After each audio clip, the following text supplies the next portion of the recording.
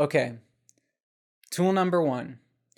Can you ask questions without the fear of being ostracized or shunned? The term dogma refers to a principle or set of principles laid down by an authority as incontrovertibly true. Dogma is inherently in opposition to the search for truth because we can never be 100% certain about anything.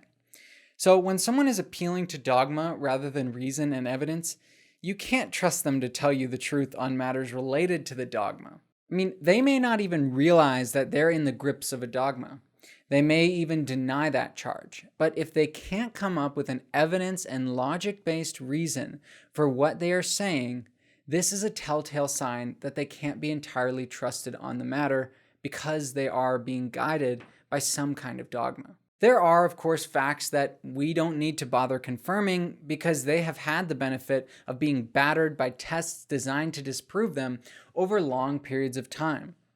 These include the heliocentric theory of the solar system, or the fact that the Earth goes around the sun and not the other way around, the theory of evolution by natural selection, and the idea that the brain is the basis of human behavior and cognition. Yet, even in these domains, astrophysicists, biologists, and neuroscientists would agree that there is some, albeit very slim, chance that they could be overturned, given the right evidence. Yet, when it comes to hypotheses and ideas that are not nearly as thoroughly tested as these, there are nevertheless many intellectuals and lay people who will act as if they're only reporting the facts. Again, they may be unaware that they're using a particular theoretical machine to generate these facts, but that machine may or may not be well calibrated to reality, and that's the problem. But here's the point. Unquestionable dogma is a very real sign that you can't trust someone to tell you the truth, at least on matters related to that dogma. For example, let's say someone says to you that capitalism or socialism is categorically evil. But you point out that aspects of both systems are beneficial for societies and economies, but that both, of course, have their drawbacks. And then you're told that you're wrong because capitalism is, or socialism is, categorically evil. That is, they offer no actual reasons and evidence for their position, only a reassertion of that position. A dogma, in other words. So the most important test here is really whether you can ask questions without being ostracized or canceled. If, for instance, you ask how capitalism can be categorically evil, if, at least in some cases, it helps lift people out of grinding poverty, and you're met only with stares, eye-rolling, name-calling, or anything else other than a genuine answer, you can conclude that this person is not all that trustworthy when it comes to talking about economics.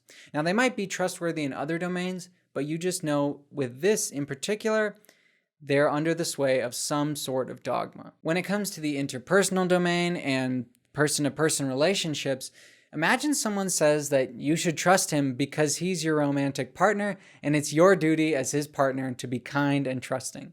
If the reason consists solely of their fervent belief that, for example, a wife should believe her husband, this is a sign that you shouldn't trust this person in that domain. But once again, the key test is whether you can ask these questions without being ostracized.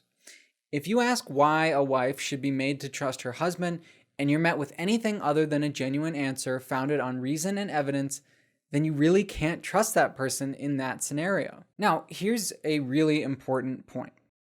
You might disagree with their reasons. You may see their evidence as lacking, and you may even think their standards of proof are too lenient. And that's okay. The point is not that you agree on everything, but that you can have an open and honest discussion without fear of ostracism, rejection, or gaslighting.